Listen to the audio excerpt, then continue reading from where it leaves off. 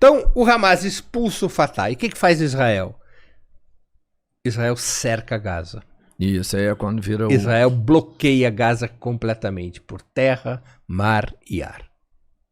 Aí é que Gaza, em 2007, se transforma na maior prisão a céu aberto do mundo.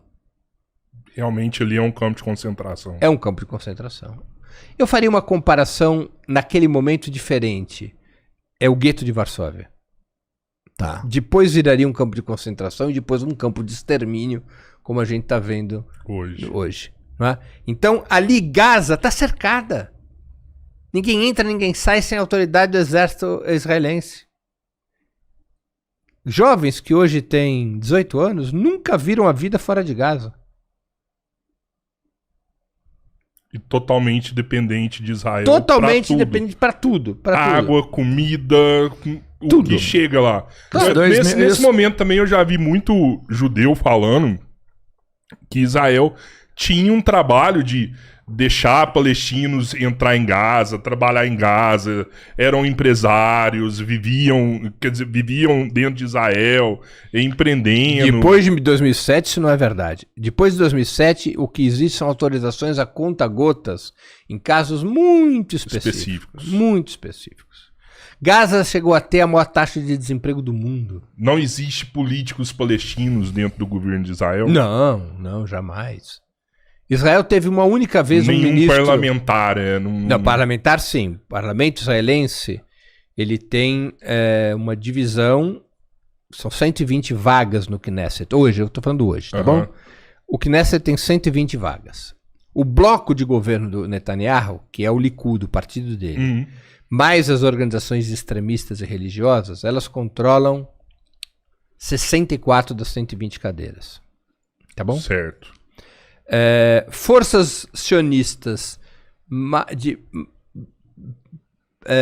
de maior ou menor grau de oposição ao Netanyahu, essas forças controlam mais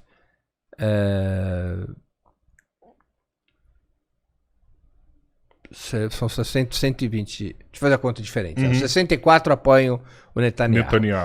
As forças anti-sionistas têm 8 deputados. Quem são essas forças anti-sionistas? Uma delas é o Hadash. O Hadash é uma coalizão liderada pelo Partido Comunista. Ela tem 5 deputados, essa coalizão. Dentre esses 5 tem esse judeu anti-sionista. O Ofer Kassif, que eu já entrevistei ele várias vezes. Quem quiser pode acompanhar lá no canal do Opera Mundi. E você tem 3 deputados de um partido árabe conservador, que não é sionista, mas é um partido árabe conservador, que já participou uma vez, antes do atual governo Netanyahu, participou da grande coalizão de oposição ao Netanyahu. O Hadash não aceitou participar, mas esse partido árabe participou por alguns meses do governo. Foi a única vez na história que um partido não sionista teve lugar no governo. Em outros momentos você teve até árabes israelenses participando do governo, muito raramente, mas integrados a organizações sionistas. Quem elege esses parlamentares são os judeus que moram em Israel. Não, todo mundo vota. Lembra o que eu falei, os árabes israelenses eles têm direito a votar e ser votado. A discriminação não está no direito eleitoral, a discriminação ela está nos direitos civis, direitos sociais, direitos econômicos, mas não no direito eleitoral. Né? Então você tem 64, 8, deu 72. Os outros 38... Os outros 48 são deputados de partidos que, em maior ou menor grau, fazem oposição a Netanyahu, mas são deputados ligados a partidos sionistas. Sionistas, né? Eles defendem o Estado de Israel. Isso. São contra políticas que o Netanyahu está fazendo. A maior parte deles... Contra o Likud. A maior parte deles, na hora H, aceita o genocídio palestino, aceita o ataque ao Irã.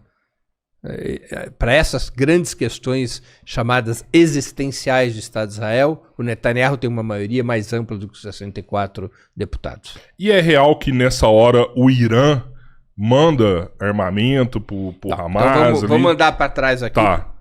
Então o Hamas está cercado, a faixa de Gaza está cercada. 2007. A partir de 2007. Então nós estamos falando de prisão até 2023, 16 anos de cerco. Sim. Mas não foi apenas de cerco. Foram 16 anos de cerco e de operações de aniquilamento.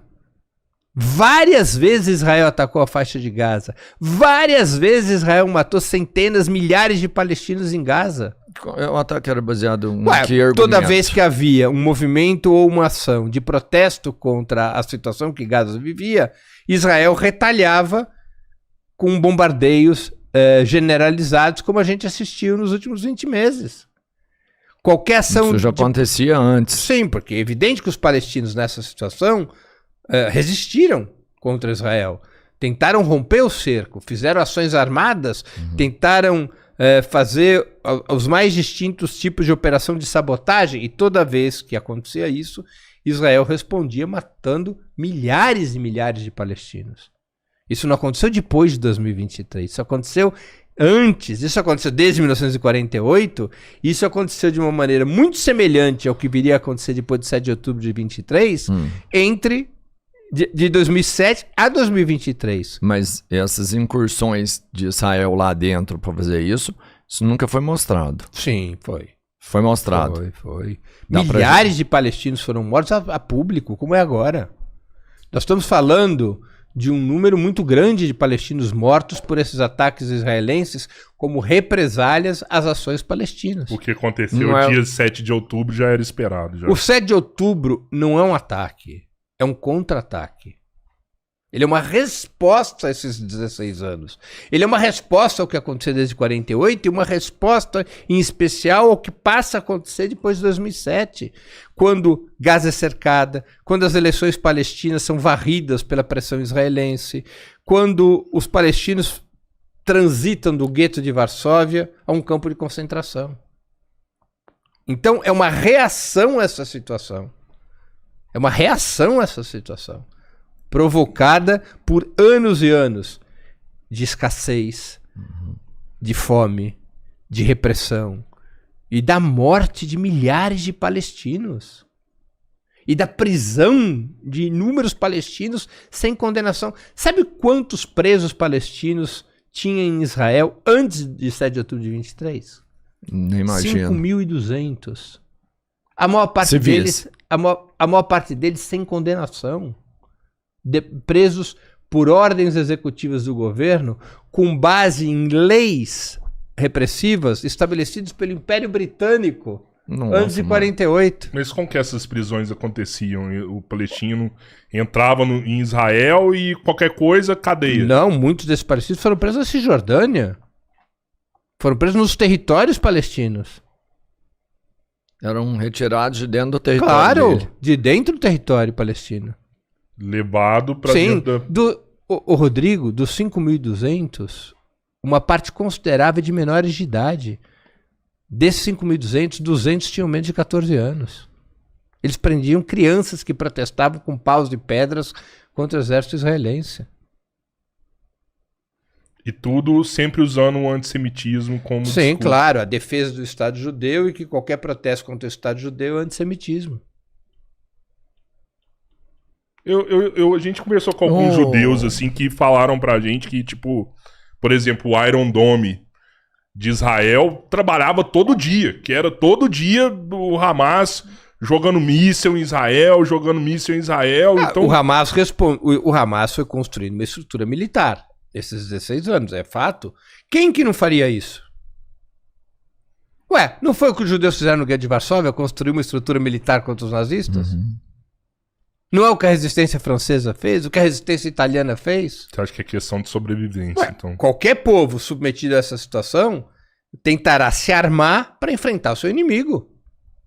O Hamas queria uma estrutura militar, os túneis, os mísseis e outro tipo de armamento, apoiados, segundo dizem, pelo Irã.